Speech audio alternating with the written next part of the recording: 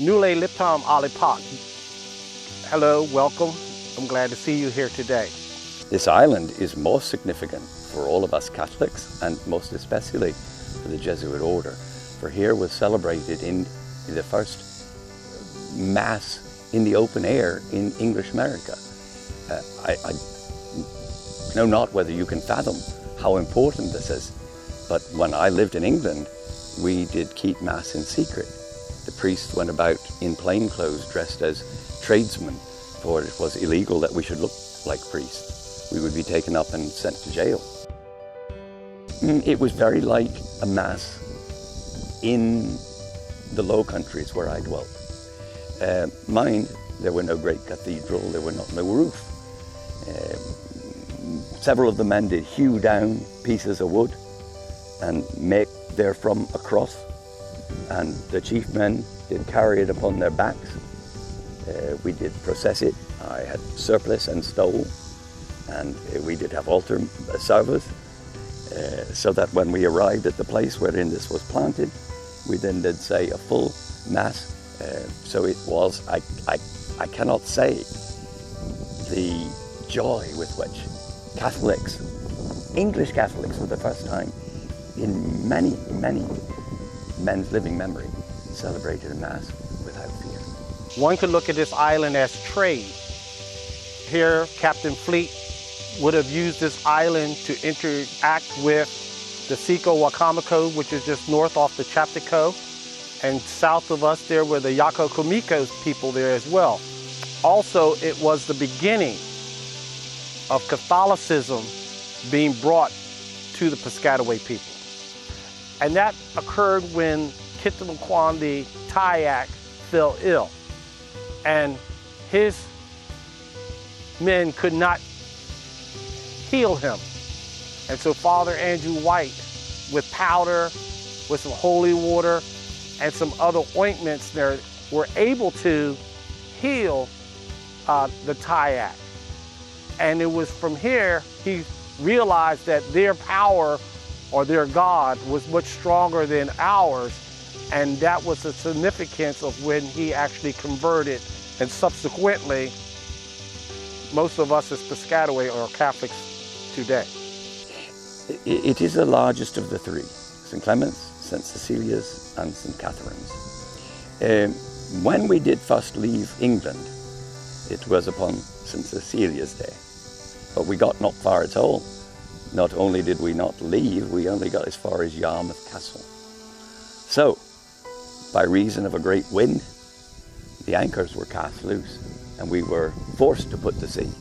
And that was upon St. Clement's Day.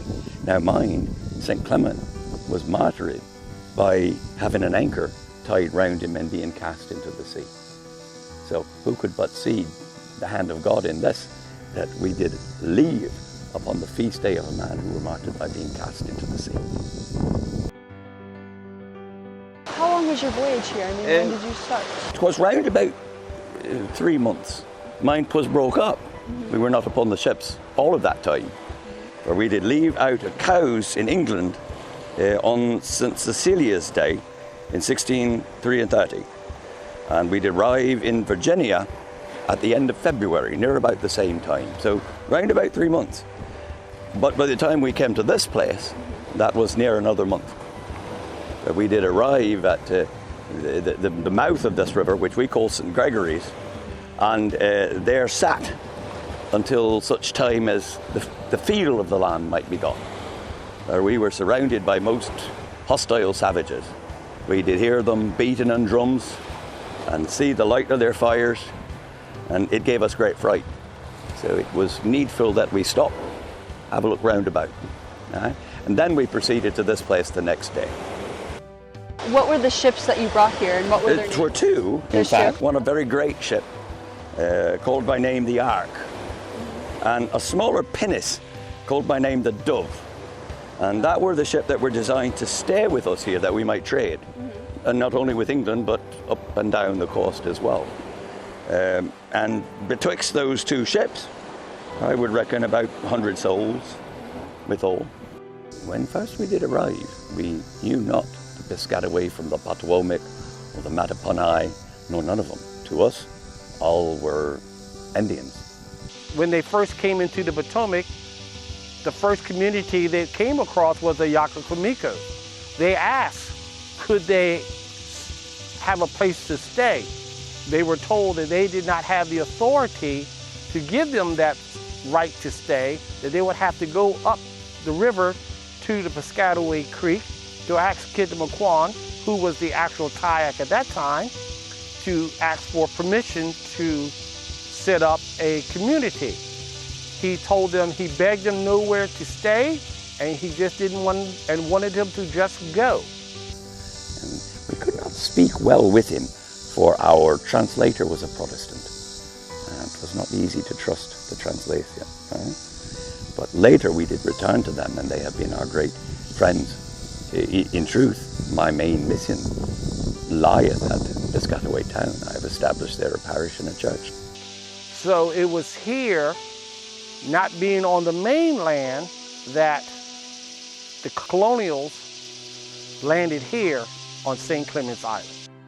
And from our perspective, the English did not live up to their end of the bargain there. It was constant encroachment.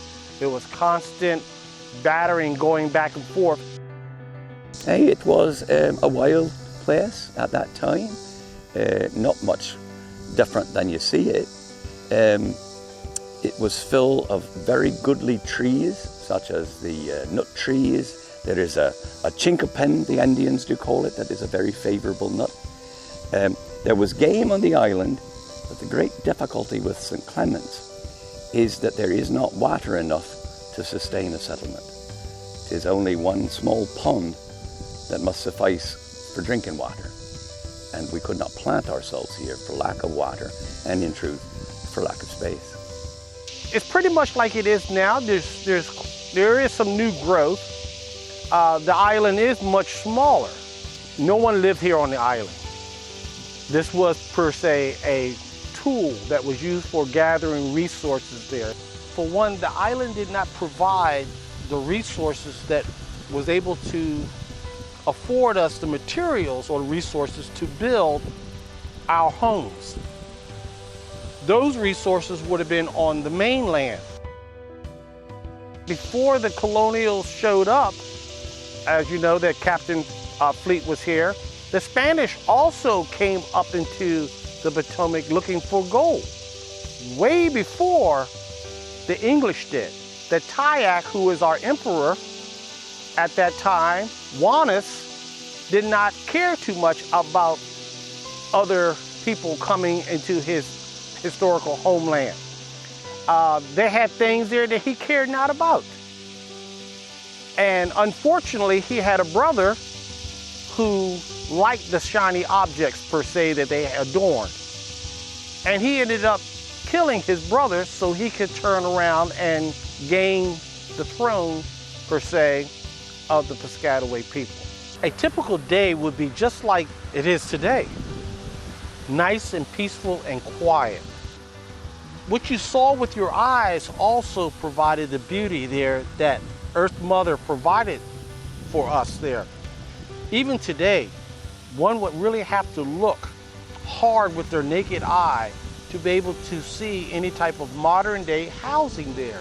So we're almost in a nice location where one could easily go back 400 years and just let yourself sink into the natural world to try to imagine what it was like when my ancestors sat on this island and watched something strange come up the river.